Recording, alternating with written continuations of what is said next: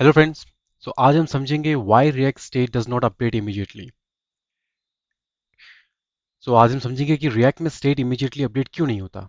ये बिगिनर्स का सबसे कॉमन कंफ्यूजन है, राइट। अगर हम प्रॉब्लम स्टेटमेंट देखें, ये एक स्निपेट है। इसमें एक एरर है, एरर एरर नहीं है बेसिकली।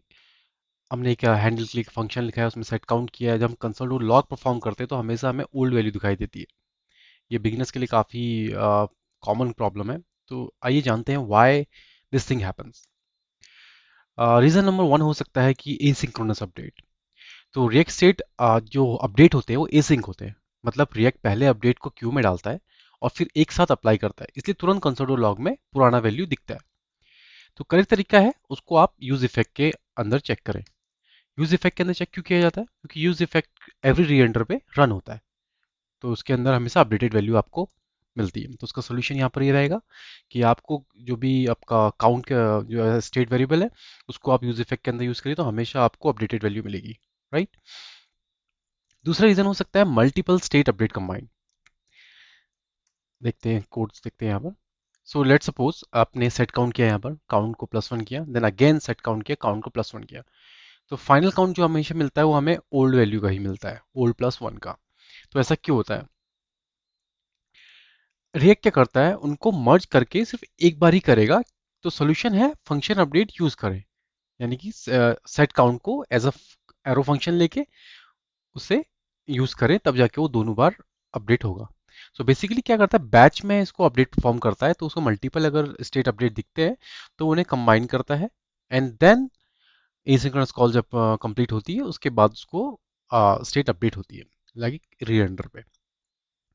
तो सोल्यूशन इसका है कि आपको सेट काउंट को एज अ फंक्शन यूज कर सकते हैं, लाइक दिस सेट काउंट एक एरो फंक्शन है, प्रेफ एंड वैल्यू को उसमें एडिशन कर दिया, तो हमें फाइनल काउंट मिल जाएगा।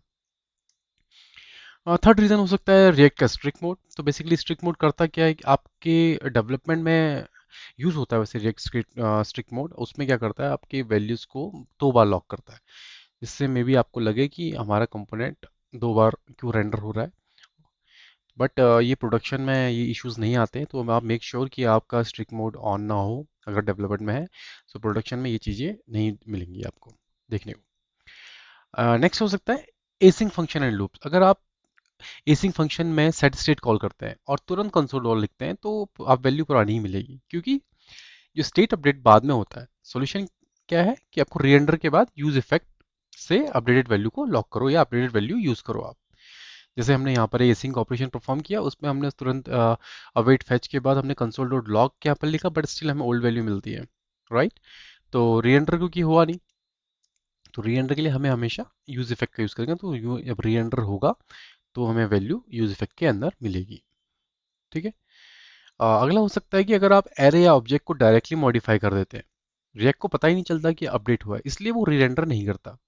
तो हमेशा नई कॉपी बनानी चाहिए। जैसे कि ये अपने ये एरर कोड देख रहे हैं, इसमें हमने क्या किया, आइटम डॉट पुश एक एरे में पुश की वैल्यू 3, बट क्या हुआ, ये वोंट ट्रिगर हो कि हमने डायरेक्टली इसे म्यूटेट कर दिया।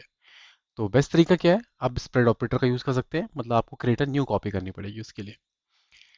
हाँ, तो समरी ये है कि रिएक्ट में स्टेट अपडेट एसिंक और पेस्ट होते हैं, इसलिए तुरंत कंसोल में नहीं दिखता। मल्टीपल अपडेट्स के लिए फंक्शनल अपडेट यूज करो, स्टेट को म्यूटेट मत करो, और स्ट्रिक्ट मोड का कंफ्यूजन सिर्फ डेव मोड में होता है। अगर ये पॉइंट क्लियर है तो आपको कभी प्रॉब्लम नहीं होगा। होप आपको ये वीडियो अच्छा लगा। अगर आप वीडियो अच्छा लगा तो please like and subscribe and follow for more videos. Thank you.